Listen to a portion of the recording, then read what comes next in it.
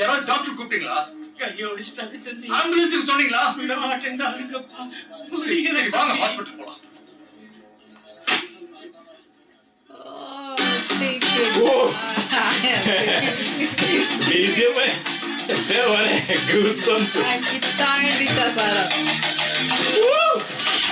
Factory ஒர்க்கர்ஸோட toilet தான் உன் கிராமம். உயிர் மேல ஆசை இருந்தா ஓடி போயிடு, இல்ல உன்னை பீஸ் பீஸா வெட்டிடுவேன்.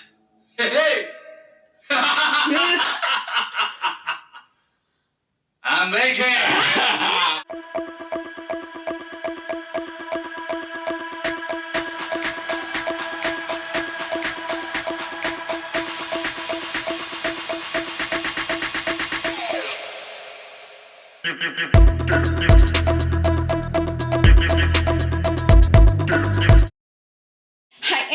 പുതിയ റിയാക്ഷൻ വീഡിയോയിലേക്ക് സ്വാഗതം. അപ്പൊ നമ്മളിന്ന് റിയാക്ഷൻ ചെയ്യാൻ പോകുന്നത് നമ്മളുടെ വിജയണ്ണന്റെ കത്തി മൂവിയിലെ നെക്സ്റ്റ് സീനാണ്. അപ്പൊ കഴിഞ്ഞ സീൻ എന്ന് പറയുന്നത് ഭയങ്കര ഇമോഷണൽ ആയിട്ടുള്ള ഒരു സീനായിരുന്നു.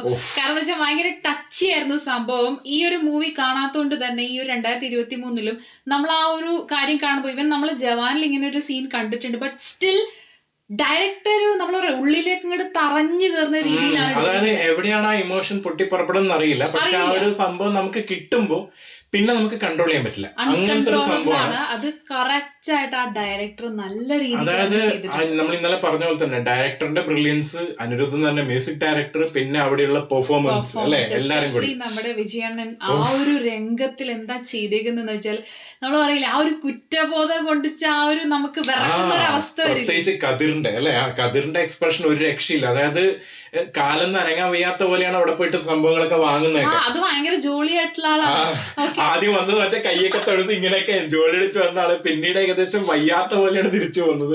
അത് വല്ലാണ്ട് കാണിച്ചിട്ടുണ്ട്. ഏകദേശം അത് ആ ഒരു സീൻ ഈ ഒരു മൂവിയുടെ സോൾ ആയിരുന്നു ആണെന്നാണ് എനിക്ക് തോന്നുന്നത്. ഇനി വേറെ സോൾ ഇല്ല തോന്നുന്നു. അപ്പൊ എന്തായാലും നമുക്ക് അടുത്ത സീനിലേക്ക് പോവാം. റെഡിയല്ലേ? പറയാം. മറ്റേ സ്ഥലം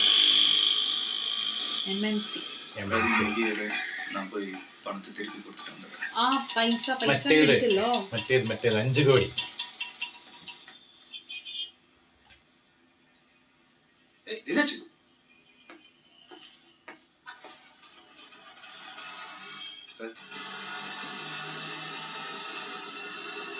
அவமானமா இருக்குடா. இனிமே நான் இங்க இருக்க கூடாது. நான் உள்ள போய் அவர் இங்க வரணும். എന്നെ ഡ്രോപ്പ് பண்ணிட்டு നീ കിളമ്പ. ഞാൻ അവിടെ പോയിട്ട് മറ്റേ പുറത്തു വരണം. ജീവ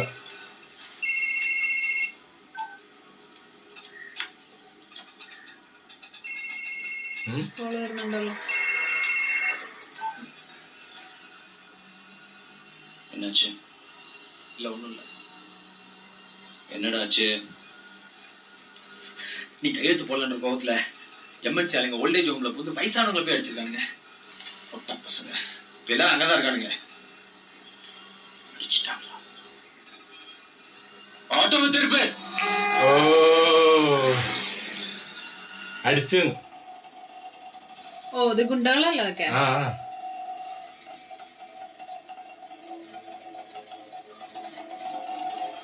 മറ്റേ സിഗ്നേച്ചറിന്റെ ഇതായിരിക്കും അല്ലേ കൊടുക്കാത്തതിന്റെ.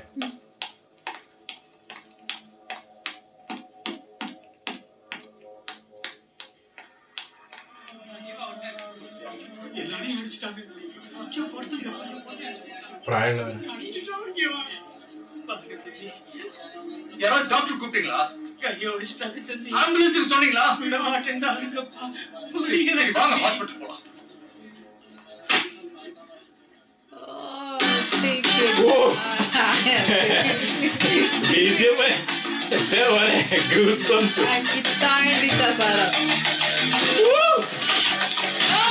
തീർത്ത് ഒറ്റ ചവിട്ടിൽ.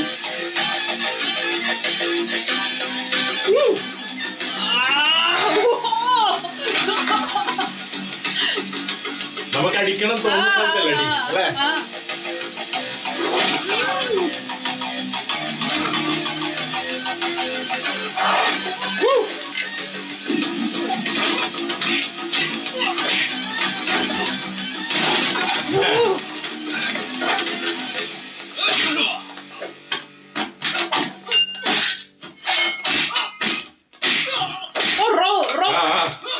Without BGM. ആ ഓ ബാക്ക്ഗ്രൗണ്ട് സ്കോർ ആ അടിക്കുന്നതിന്റെ എഫക്ട് തരും.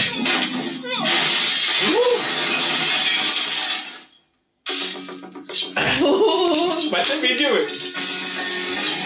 കത്തി ബിജിഎം. ആ കത്തിയുടെ സാധനം കിട്ടുന്നില്ലേ? വരയ്ക്കുന്നല്ലേ വരച്ചിട്ടൊന്നും ബാക്ക്ഗ്രൗണ്ട് ഇട്ട്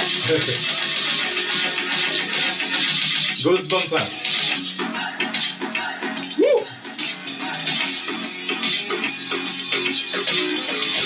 ഇതിനാണ് കതിരട വന്നത് ശരിക്കും.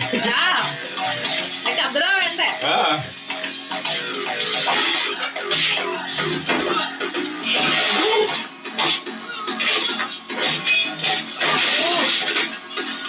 എല്ലാരും ആ മറ്റേ ആംബുലൻസിൽ അതായത് മറ്റേ ആരും വിടുന്നില്ലല്ലോ. അടി കിട്ടിയവര്.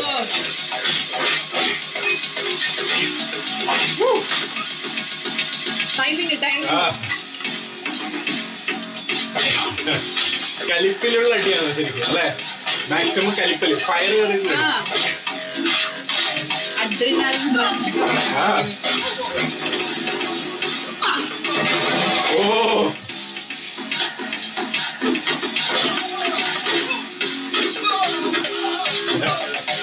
വണ്ടി എടുത്തിട്ട് അടിക്കുന്നേ. മറ്റേ തല്ലുപോലെ ആ തല്ലി ഓടിക്കുന്നേ. തല്ലു ഓടിക്കണേ. ഇല്ല അങ്ങനത്തെ എല്ലാത്തിനും ഓടിക്കണം.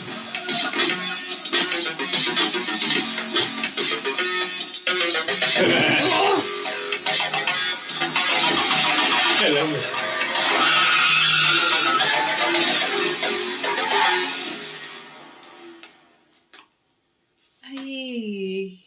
ഇത് അടി കഴിഞ്ഞിട്ടുള്ള ഒരു ഇരുത്തം അല്ലേ?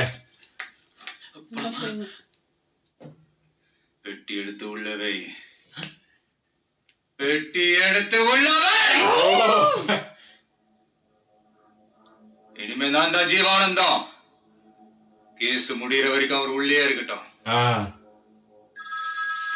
അവരല്ലേ കുറച്ചും കൂടി പാവം. ഇനിമേ ഞാൻ എന്താ ജീവൻ. என் ஆளுங்களை அடிச்சாம மார்க் மை வேர்ட்ஸ் தன்னூத்து கிராமம் எனக்கு தான். என் ஃபேக்டரி ஒர்க்கர்ஸோட டாய்லெட் தான் உன் கிராமம். உயிர் மேல ஆசை இருந்தா ஓடி போயிடு, இல்ல உன்னை பீஸ் பீஸா வெட்டிடுவேன்.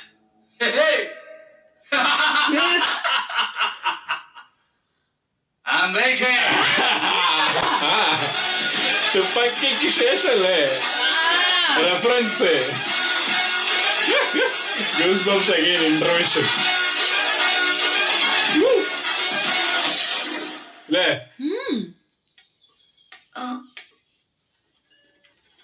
என்ன நடக்குதுங்க? பாட்டிலிங் பிளான்ட்டை பத்தி நான் ஆர்டிகல் பார்த்துட்டு இருக்கேன். ஓ ஹே, உனக்கு ஒன்று தெரியுமா? வேலூர் மாவட்டம் பாலாறுல ஒரு வெளிநாட்டு கூல்ட்ரிங்க்ஸ் கம்பெனி ஒரு நாளைக்கு 5 லட்சம் லிட்டர் தண்ணி எடுக்கிறாங்களாம். அப்படியா? கேஸ் முடியறதுக்குள்ள பிரிச்சு மேஞ்சிரோ போடுறது. நான் உங்க கூட தனியா பேசணும். சரி நான் கிளம்பிடுறேம்மா. இல்ல, உங்க 2 பேர் கூட கொஞ்சம் தனியா பேசணும். சொல்லுங்க. எப்படி சொல்றதுன்னே தெரியல. I love him. രണ്ടുപേരുടെ അടുത്ത് தேங்க்ஸுங்க. Don't mention. 3 பேரா லவ் சொல்றது இதுதான் ஃபர்ஸ்ட். அதுவும் ஐ லவ் ஹிம்ங்கறதும் அதுக்கு தேங்க்ஸ்னு பதில் சொல்றது இப்பதான் பாக்குறேன். சரி நான் எதுக்கு? சும்மா துணைக்கு. துணைக்கு? சரி அதான் சொல்லிட்டீங்கல்ல, நான் கிளம்புறேன். இருடா, நான் கூட ஐ லவ் ஹர். അതിനാണ് പറയും ஒரு லவ்ங்க. எனக்கு பாத்தாண்டிக்கெல்லாம் எதுவும் இல்ல. உங்களுக்காக ஒரு கிராமமே அழுதது கேட்டதும், அந்த கிராமத்துக்காக நீங்க பட்ட கஷ்டத்தை பார்த்ததும், நான் உங்களை தான் கல்யாணம் பண்ணணும்னு முடிவு பண்ணிட்டேன். ஓ அந்த மாதிரியா? ஐ லவ் ஹிம் தான். நீங்க இல்லையா? என்ன சொல்றாரு? அவன் ரொம்ப சந்தோஷப்பட்டான்னா பைத்தியம் ஆயிடுவான். ஆமாங்க.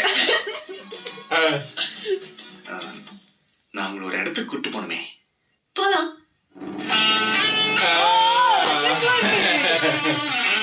മനസ്സിലായില്ലേ? ഒരു സംവിധാനം ചെയ്യാ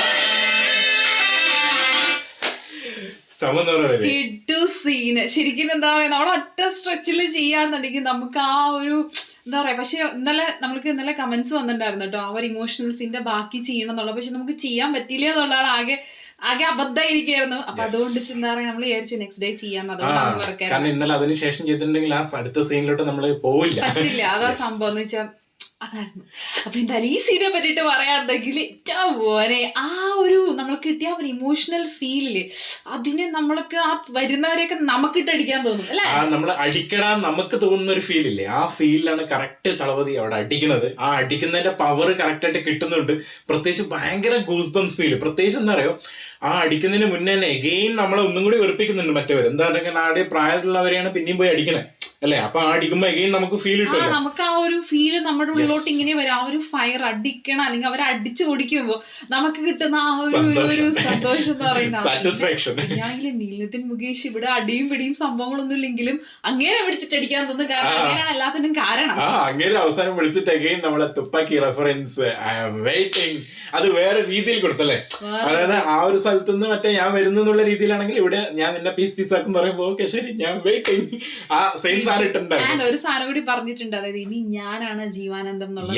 കാരണം ഓൾറെഡി പോവാനിരിക്കായിരുന്നു ഇതൊക്കെ കഴിഞ്ഞിട്ട്. പക്ഷെ സംഭവം ജീവാനന്ദം അവിടെ ജയിലിലാണ്, പക്ഷെ ഇവിടെ കത്തിലാണ് ജീവാനന്ദം. അപ്പൊ എനിക്കിവിടെ പുള്ളിക്കാരൊക്കെ അത്ര വന്നിട്ടുണ്ടെന്നുണ്ടെങ്കിൽ ഒബ്വിയസ്ലി നമുക്കറിയാം കതിറിന് അടിക്കാൻ പറ്റും, ഇടിക്കാൻ പറ്റും, നല്ല ബുദ്ധിയുണ്ട്. എല്ലാം കൊണ്ടുള്ളൊരു ട്രിക്സ് നല്ലോണം ഉള്ള ഒരാളാണ്. അപ്പൊ എന്തായാലും ആ ഒരു സംഭവം വെച്ചിട്ട് പിന്നെ ഇന്റർവെല്ലിന് ശേഷം എഗെയിൻ നമ്മളൊന്ന് കൂളാക്കാണ്. ആ ഒരു റൊമാൻറ്റിക് ട്രാക്കിലോട്ട് വന്ന് നമ്മളെ എയർ ബ്രദേഴ്സിന്റെ ഒരു സ്റ്റൈലാണ്. അതെല്ലാം കൂടി നമ്മളെ ഫുൾ എലമെന്റ്സ്, എല്ലാ കമേഴ്ഷ്യൽ എലമെന്റ്സും സിനിമയിൽ ചേർക്കും. അതിന്റെ കൂടെ സ്ട്രോങ് കണ്ടന്റും, അതാണ് സംഭവം. അപ്പൊ എന്തായാലും നെക്സ്റ്റ് വരുന്നത് സെൽഫി പുള്ളേ സോങ് ആണ്. അപ്പൊ എന്തായാലും നമുക്ക് ആ സോങ്ങിൽ കാണാതിരിക്കും. Bye bye.